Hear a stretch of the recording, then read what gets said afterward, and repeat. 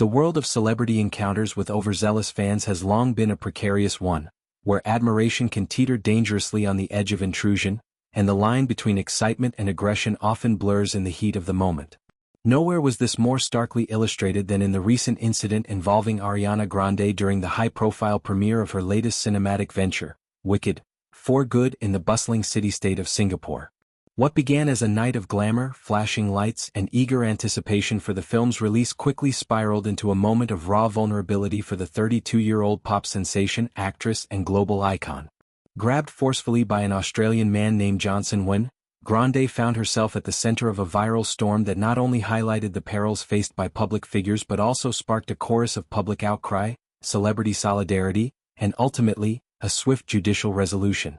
To fully grasp the gravity of this event, it's essential to rewind to the evening in question, a Thursday that promised to be just another stop on the whirlwind promotional tour for Wicked, for Good. The film, a much-anticipated sequel to the blockbuster musical adaptation that has already captivated audiences with its enchanting tale of witches, friendship, and self-discovery, was set to premiere in one of Asia's most vibrant entertainment hubs. Singapore, with its gleaming skyline and reputation for polished events, seemed the perfect backdrop. Grande, known for her powerhouse vocals, ethereal presence, and roles that blend vulnerability with unyielding strength, from her breakout on Victorious to her chart-topping albums like Thank You, Next and Positions, arrived radiating the kind of star power that draws crowds like moths to a flame. Dressed in an ensemble that likely echoed the film's whimsical aesthetic, perhaps a flowing gown in emerald greens or silvers that nodded to the Land of Oz, she stepped onto the red carpet, ready to engage with fans who had traveled far and wide. But amid the sea of cheering admirers and the click of cameras, one individual crossed an unforgivable boundary. Johnson Wen, a man whose motivations would later be revealed as disturbingly calculated, lunged forward and grabbed Grande in a manner that was anything but playful.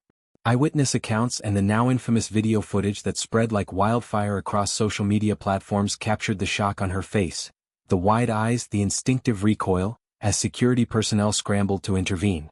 It was a split-second act of aggression that left the singer visibly shaken, her poised demeanor cracking under the weight of unexpected violation.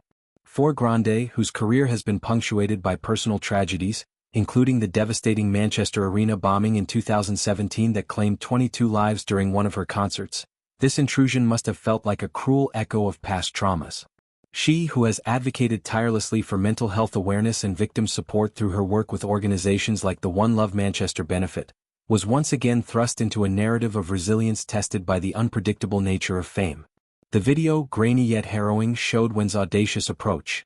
A sudden rush through the barricades, his hands making contact with Grande's arm or shoulder in a grip that spoke of entitlement rather than enthusiasm.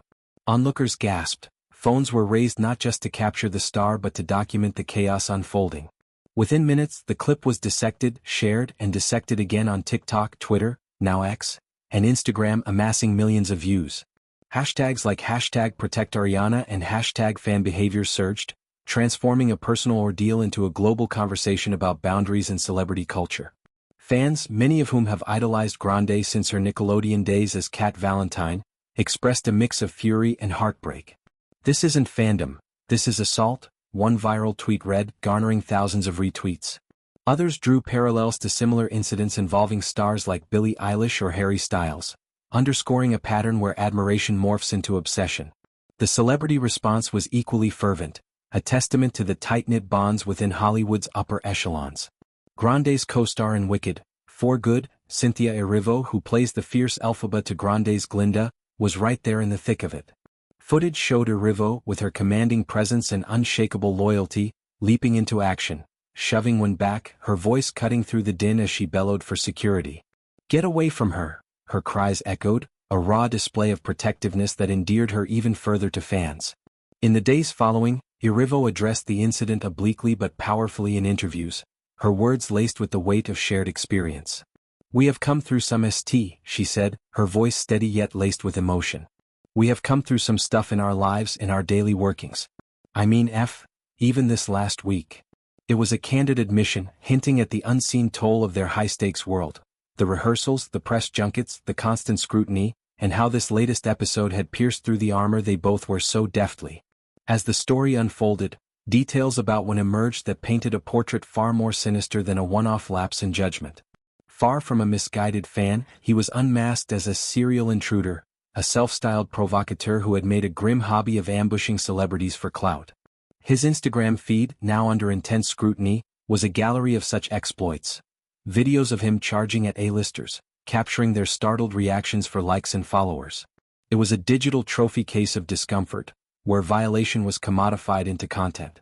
In Singapore post-incident, one didn't slink away in shame. Instead he doubled down, posting triumphantly about his freedom mere hours after the grab. The audacity was staggering. A screenshot of his story circulated widely, fueling calls for accountability. "This man thinks it's a game," commented a prominent entertainment journalist on her podcast, dissecting the psychology behind such behavior. Experts weighed in too, from psychologists discussing the dark side of parasocial relationships, where fans feel an illusory closeness to stars, to legal analysts predicting a harsh reckoning under Singapore's strict public order laws. Public condemnation swelled into a tidal wave. Advocacy groups for women's safety and anti-harassment campaigns amplified the narrative, using it as a teachable moment. Petitions circulated online, demanding stricter protocols at premieres, better barriers, trained intervention teams, perhaps even AI-monitored perimeters. Celebrities from Grande's inner circle, like best friend and collaborator Victoria Monet, posted supportive messages, while broader figures like Taylor Swift's fanbase, the Swifties, drew connections to their idol's own history with stalkers. The discourse extended beyond outrage to introspection. What does it say about our culture when a star can't walk a carpet without fear?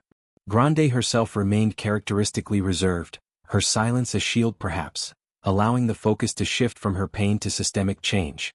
Yet, in quiet ways, her team's statements hinted at her resolve, thanking supporters and vowing to continue shining light on important causes.